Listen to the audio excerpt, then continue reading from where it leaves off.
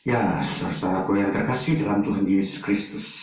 Di hari ini, awal bulan Maret, tanggal 5 Maret 2023, kita bersama-sama lagi membaca firman Tuhan yang kita akan baca dari kitab Kolose pasal yang kedua, ayat 6 dan ke-7. Bunyinya demikian. Kepenuhan hidup dalam Kristus. Kamu telah menerima Kristus Yesus, Tuhan kita.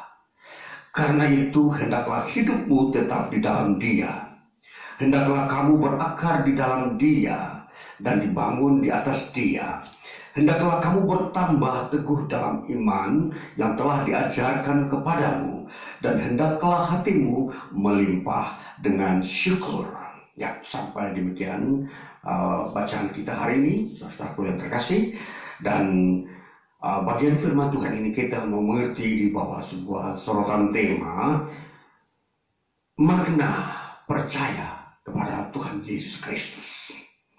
Ya, apa yang kita sudah baca di dalam kitab Kolose pasal kedua ini, bahwa ini adalah sebuah surat Rasul Paulus kepada jemaat Tuhan yang ada di Kolose, di mana mereka adalah jemaat-jemaat yang dibangun atas upaya Rasul Paulus ketika memberitakan Injil ke lokasi di mana jemaat ini ada, yaitu di kota Kolose.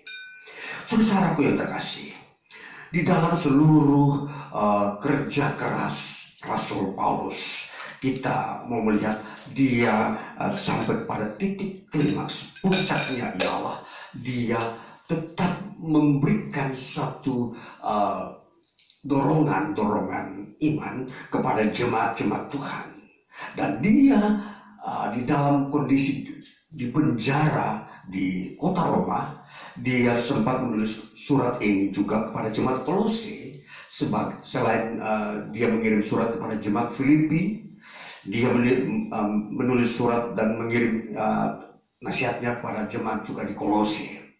Jadi saudara-saudaraku, ini adalah satu nasihat-nasihat terakhir daripada seorang rasul yang bernama Paulus kepada jemaat Tuhan yang ada di kota Kolose. Penegasan daripada Rasul Paulus bahwa dikatakan kamu telah menerima Kristus Yesus Tuhan kita. Saudara, inilah yang menjadi poin pertama. Mengapa kita percaya pada Yesus Kristus? Atau kata lain bahwa makna daripada percaya kepada Tuhan Yesus Kristus, inilah yang kita pahami. Bahwa dikatakan di sini, kamu telah menerima Kristus Yesus Tuhan kita, adalah poin pertama. Dikatakan menerima. Kamu telah menerima Kristus Yesus.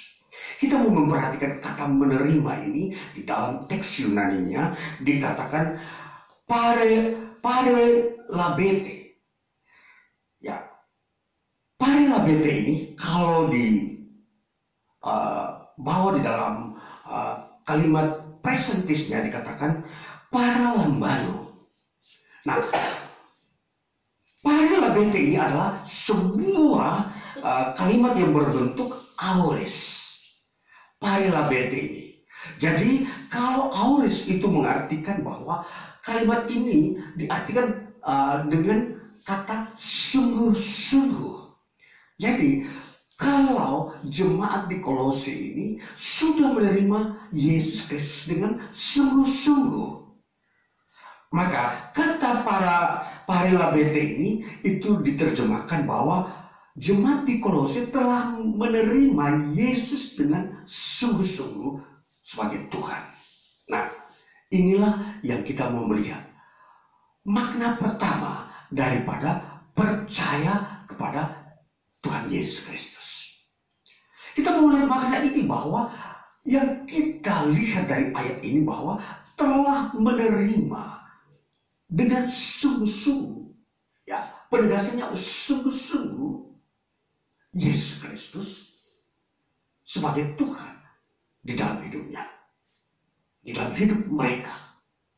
Ini poin pertama untuk kita mengerti dari tema yang kita dengar saat ini, bahwa makna percaya kepada Tuhan Yesus Kristus. Jadi kalau kita melihat tema ini, makna percaya itu berarti harus ada proses menerima Yesus Kristus di dalam hidup ini, dalam hati ini, dengan sungguh-sungguh sebagai Tuhan. Nah, inilah kehadiran Tuhan Yesus di dalam kehidupan setiap orang yang mengaku dan menerima dengan sungguh-sungguh bahwa Yesus itu Tuhan, itu akan benar-benar terwujud. Bahwa kehidupan mereka akan digembalakan, dipelihara oleh Tuhan Yesus Kristus.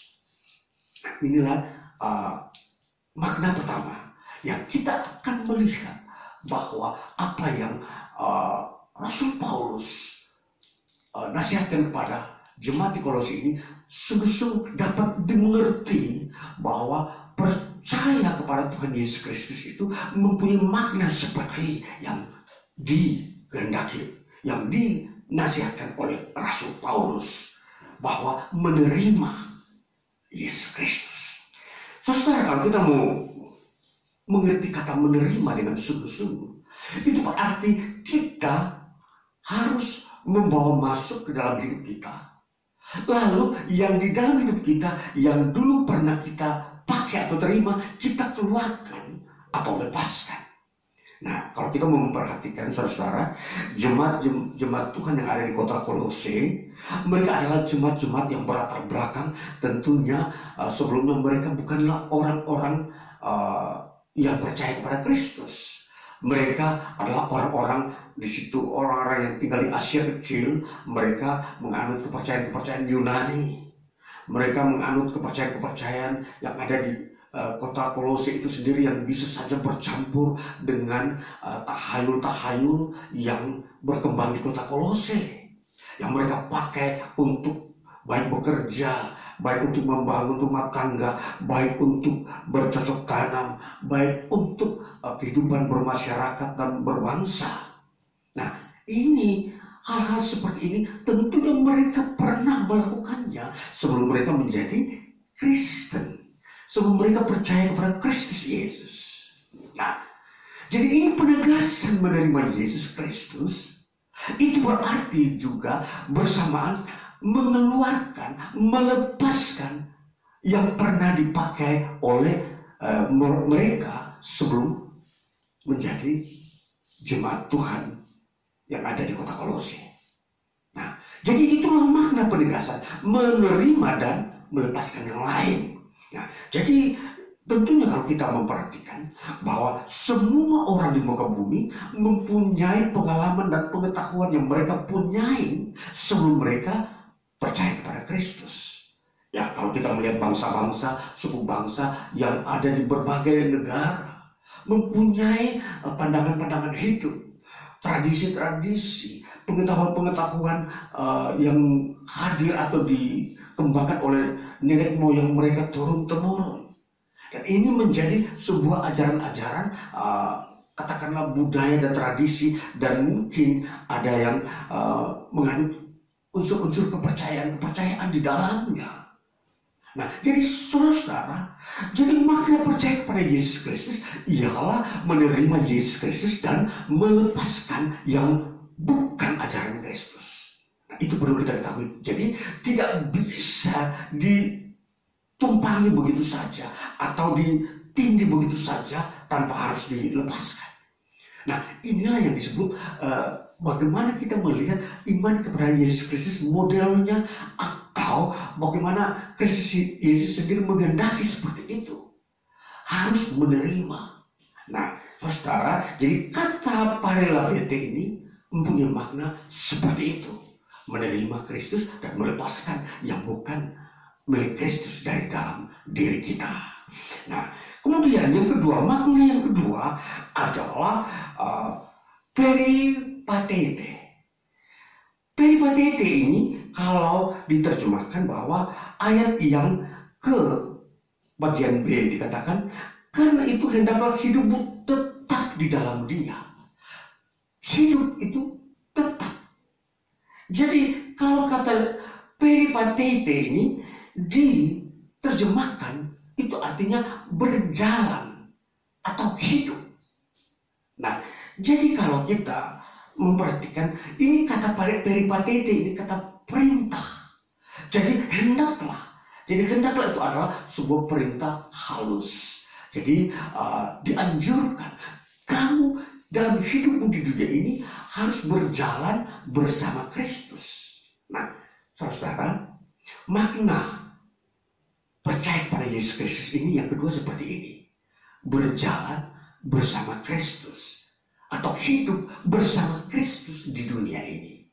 Nah, kalau kita mau memperhatikan makna daripada hidup bersama Kristus di dunia ini, kita mulai lihat dari mulai kita hidup, ketika kita mulai bersekolah, ketika kita mulai bekerja, ketika kita mulai berkeluarga, ketika kita mulai juga membangun usaha, ketika kita mulai mengadakan kegiatan-kegiatan kemanusiaan. Semua itu harus melibatkan Kristus. Berjalan bersama Kristus. Ini maksudnya. Hidup bersama Kristus di dunia ini. Jadi makna percaya pada Tuhan Yesus Kristus itu yang kedua seperti itu. Hidup bersama Kristus selama-lamanya. Artinya sudah tidak bisa diganti, sudah tidak bisa ditambahkan. Itu sudah harus menjadi satu-satunya kehidupan di dunia ini bersama Kristus Yesus Tuhan. Nah, inilah makna percaya kepada Tuhan Yesus Kristus. Makna yang ketiga, kita akan melihat kepada kalimat yang berikutnya. Dikatakan, hendaklah kamu berakar di dalam Dia. Kalau kita memperhatikan kata berakar ini, kata ini dari teks Yunani dikatakan erisomenoi. Ya, erisomenoi ini dalam kata ini menggunakan bentuk kata perfect imperatif.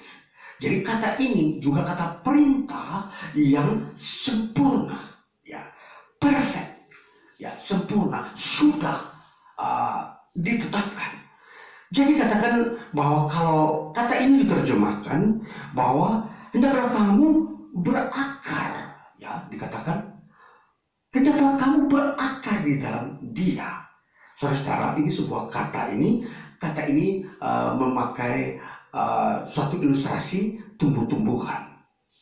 Tumbuh-tumbuhan, sebuah tanaman yang ditanam melalui biji. Sebuah biji tumbuhan, bibit yang berbentuk biji ini, ketika ditanam di tanah, dianjurkan sampai berakar. Ya, kalau kita memperhatikan sebuah tanaman untuk tumbuh, dia harus biji itu ditanam, lalu biarkan dia berakar, jangan diganggu, jangan dirusaki. Kalau itu dirusaki, atau dirusakkan atau dipindahkan bibitnya, maka akan mati. Kalau akar itu belum kuat, lalu dipindahkan pun akan mati. Nah, jadi saudara, kalau kita memperhatikan berakar di dalam Yesus Kristus, inilah makna yang ketiga yang kita harus mengerti tentang makna percaya kepada Tuhan Yesus Kristus. Kita mau melihat makna ini. Makna ini dalam bentuk penguraian dikatakan berakar di dalam Kristus Yesus. Nah, jadi jemaat Tuhan, setiap orang yang sudah percaya kepada Kristus, supaya berakar, maka dia harus tetap tinggal di dalam persekutuan dengan Kristus. Dia tidak boleh melakukan sebuah langkah keluar dari persekutuan dengan Kristus. Kalau dia keluar, maka akan mati. Ya, karena apa? Benih ini dia belum berakar. Ya, Kalau kita memperhatikan ilustrasi tumbuh-tumbuhan. Jadi dia anjurkan berakar di dalam Kristus. Untuk mencapai titik berakar perlu ditanam beberapa waktu lamanya. Jadi biji tanaman kalau ditanam tidak bisa langsung besok berakar. Dia membutuhkan beberapa hari penyesuaian baik dari sisi udara dan kelembapan tanah, baru biji itu bisa keluarkan akar. Nah, saudara, persekutuan dengan Tuhan Yesus Kristus itu tidak kita butuhkan hanya sehari, 2 hari, setahun, 2 tahun lalu kita berakar. Membutuhkan proses waktu yang panjang supaya benih itu berakar, keluar akarnya, lalu mengeluarkan sebuah sifat daripada biji tanaman itu. Misalkan kita menanam biji mangga. Biji mangga akan keluar akar, baru mengeluarkan tunas yang menyerupai pohon mangga, lalu akan mengeluarkan daun. Nah, ini baru setelah akarnya keluar, baru munculnya akan sifat-sifat dari biji yang ditanam itu. Kalau biji mangga, dia akan mengeluarkan sifat pohon mangga, yaitu akan memperlihatkan daun yang menyerupai pohon mangga.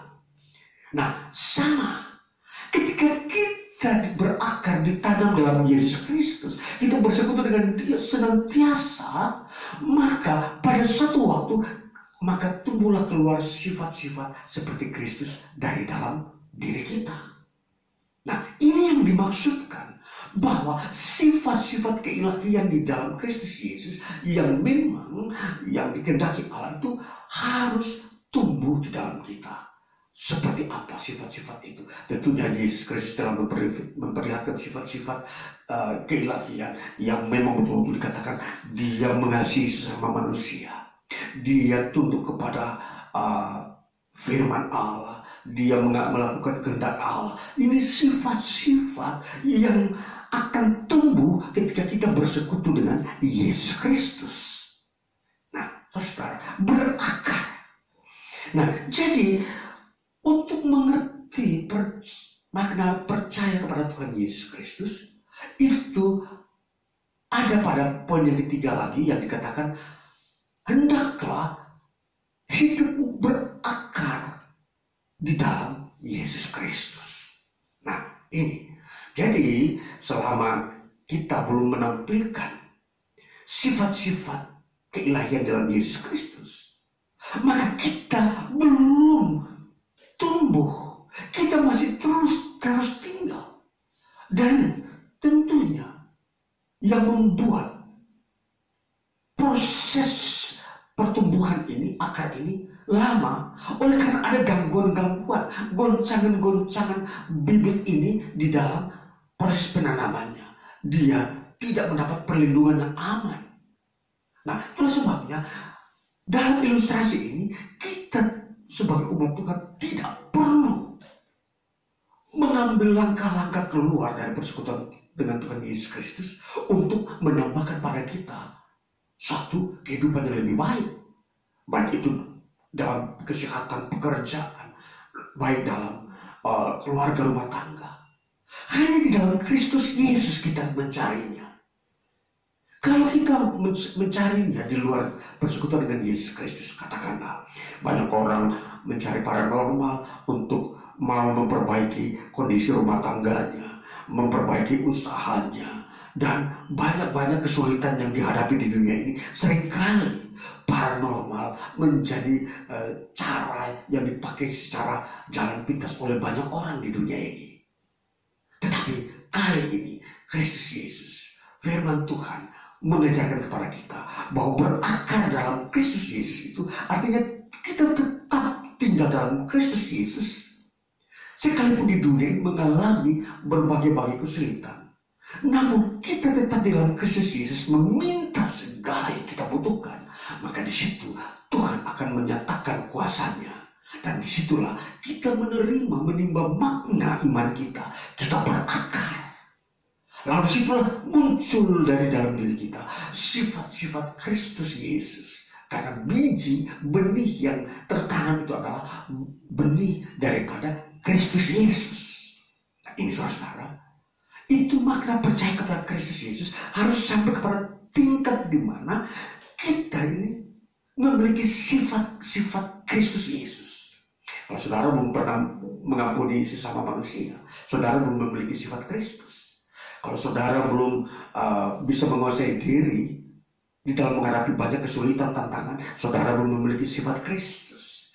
Kalau saudara belum tekun di dalam iman dan doa, saudara belum mempunyai sifat seperti Kristus.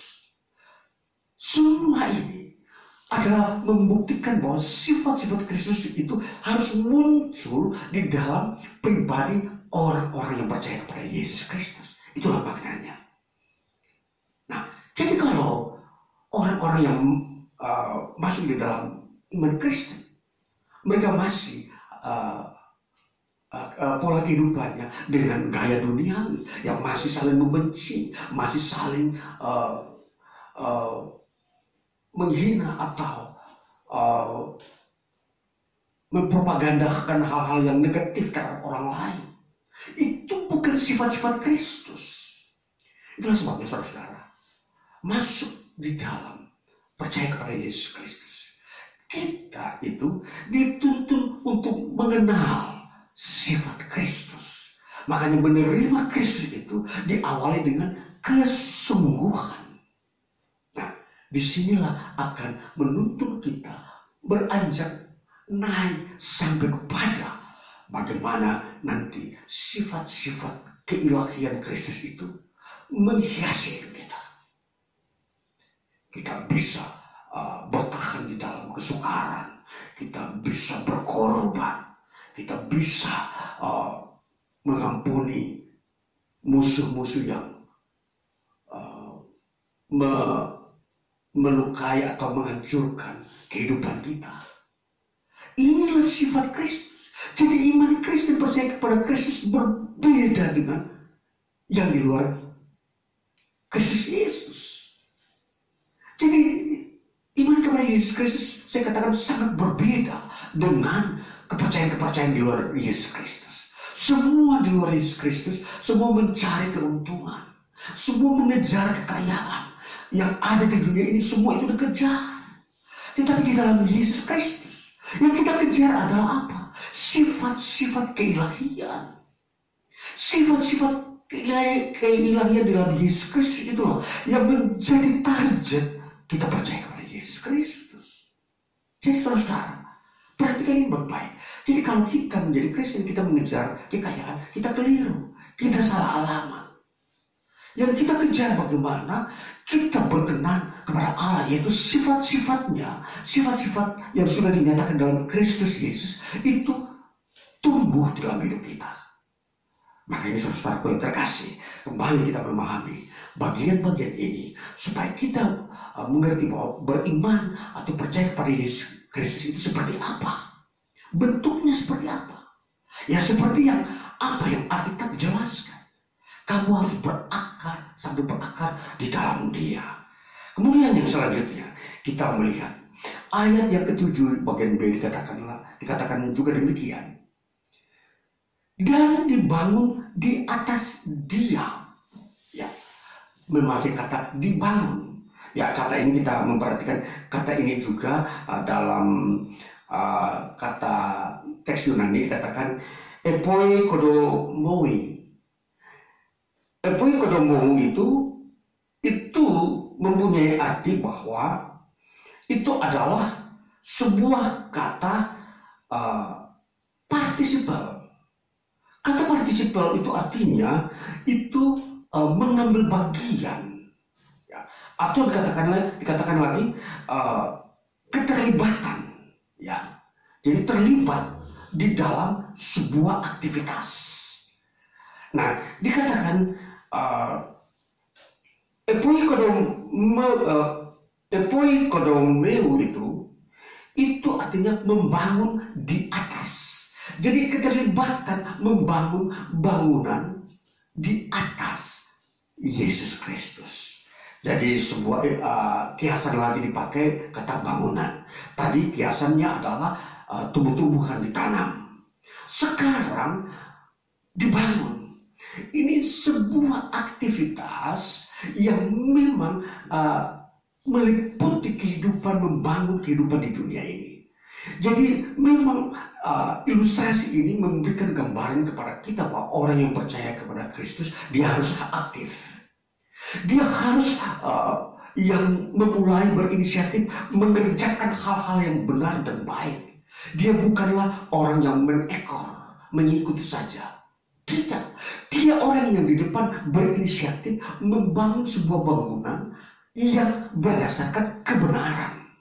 Membangun kehidupan yang digambarkan sebagai bangunan itu di atas dasar pengenalan akan Yesus Kristus, di atas dasar pengajaran-pengajaran Kristus Yesus. Nah, sebagaimana halnya apa yang kita bangun di dunia ini. Kita membangun rumah tangga, kita membangun usaha ekonomi, pekerjaan, bisnis, kita membangun kemasyarakatan, kita membangun bangsa dan negara. Di sini untuk membangun semua ini membutuhkan ide-ide yang kuat, ide-ide yang memang bisa betul-betul bermanfaat untuk pembangunan itu sendiri, di mana semua orang merasakan makna pembangunan. Warga, masyarakat, itu semua akan tercapai dengan baik bila kita membangunnya di atas dasar pengajaran Yesus Kristus. Nah, membangun di atas dasar Kristus Yesus inilah yang disebut makna keempat adalah percaya kepada Yesus Kristus. Jadi ketika saudara percaya kepada Yesus Kristus, saudara tidak tidur-tidur saja. Saudara menganggur, saudara diam-diam tanpa ada sebuah kegiatan atau aksi atau sikap yang positif di dalam membangun.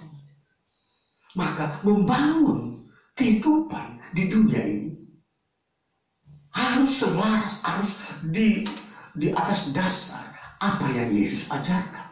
Bukan kita memakai cara-cara kegelapan. Ya, kalau kita memperhatikan di dalam dunia bisnis, bahkan anak muda yang belum banyak mengenal pengajaran Kristus seringkali terjebak di dalam membangun kehidupannya. Contoh, ketika seorang anak muda katakanlah dia terjebak dengan kondisi ekonominya dia, apa yang dia lakukan? Seringkali dia mengikuti cara-cara duniawi, yaitu melakukan pekerjaan-pekerjaan yang tidak benar. Bisa saja mereka merampok, bisa saja mereka membuat kejahatan untuk mendapatkan kebutuhan ekonomi. Bisa saja mereka melakukan pemalsuan-pemalsuan.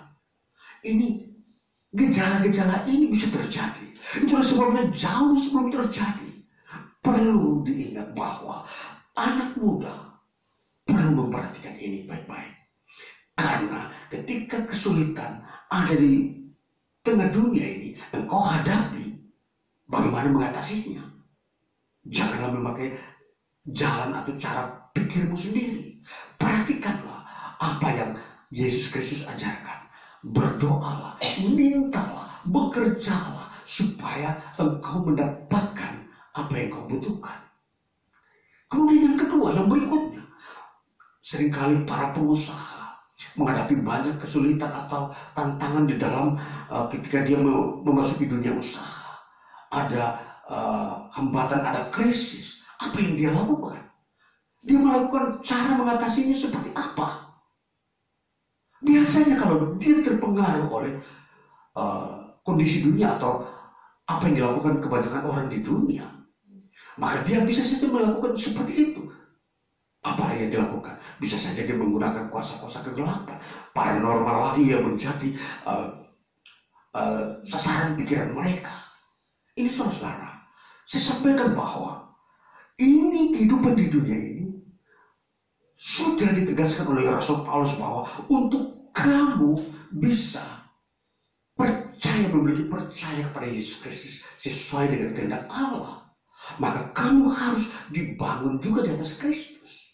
Nah, dibangun inilah yang kita harus mengerti seperti apa aktivitas-aktivitas kita, kerja, Membangun rumah tangga pun demikian. Usaha itu seperti itu di atas dasar kebenaran Kristus Yesus.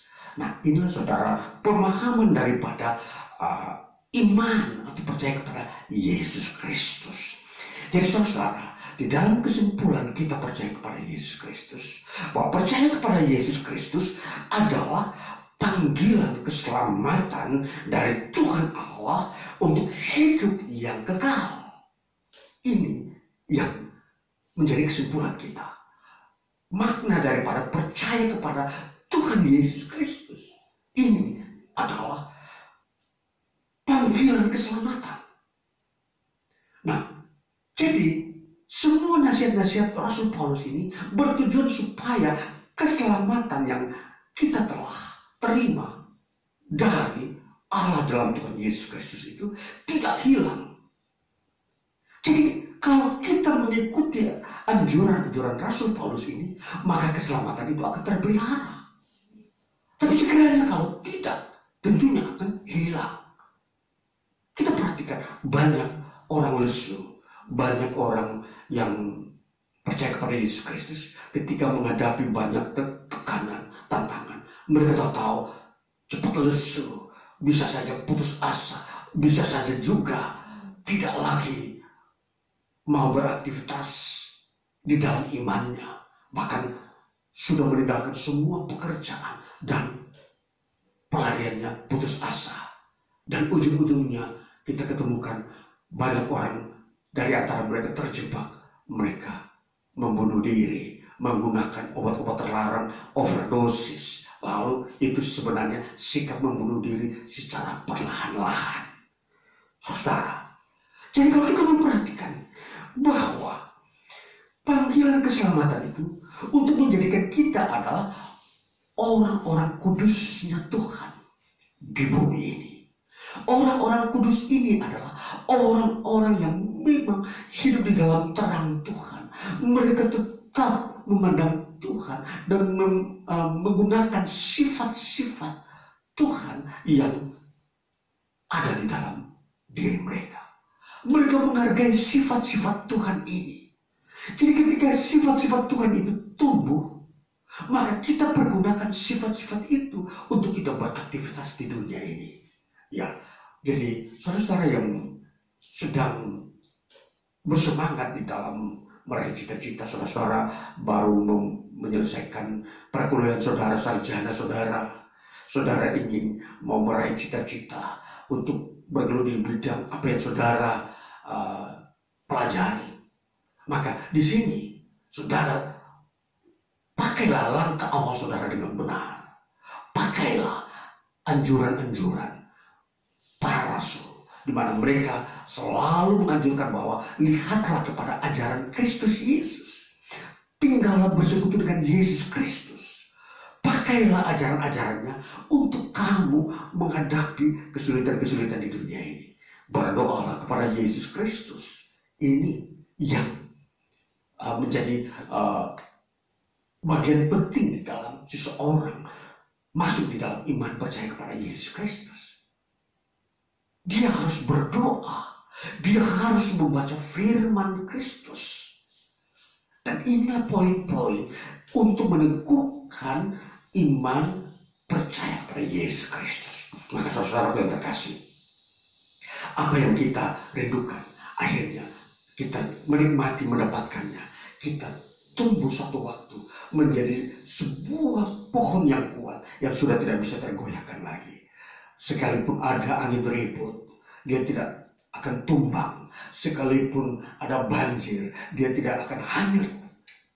Inilah yang dimaksudkan kalau kamu berakar di dalam Tuhan Yesus Kristus, maka kamu akan menjadi kuat, tumbuh dan memperlihatkan sifat-sifat keilahian Kristus dalam diri saudara. Maka biar hari ini kita masuk dalam hidup kita dengan berpedoman pada dasar-dasar apa yang firman Tuhan nyatakan berikan kepada kita untuk kita gunakan. Tetaplah bersekutu dengan Yesus Kristus. Terimalah pengajarannya. Janganlah pergunakan pengajaran-pengajaran di dunia ini yang tidak benar, yang semua menjerat manusia ke dalam kejahatan dan menjerat manusia ke dalam permasalahan-permasalahan yang begitu rumit, sehingga sukar manusia keluar kalau sudah mengalami jatuh dalam jeratan-jeratan ini. Itulah sebabnya saudara-saudara, kita harus perhatikan hidup ini sangat berharga. Ketika kita memulai dengan pengajaran Kristus, kita akan terus berjalan bersamanya. Dan sampai pada akhir hidup kita, kedewasaan kita, kita tetap tinggal di dalamnya. Dan ini akan membuat kita berbahagia. Saudara-saudara terkasih, inilah bagian firman Tuhan bagi kita. Maka kita pakai prinsip-prinsip ini untuk membangun hidup kita. Puji Tuhan, haleluya, amin.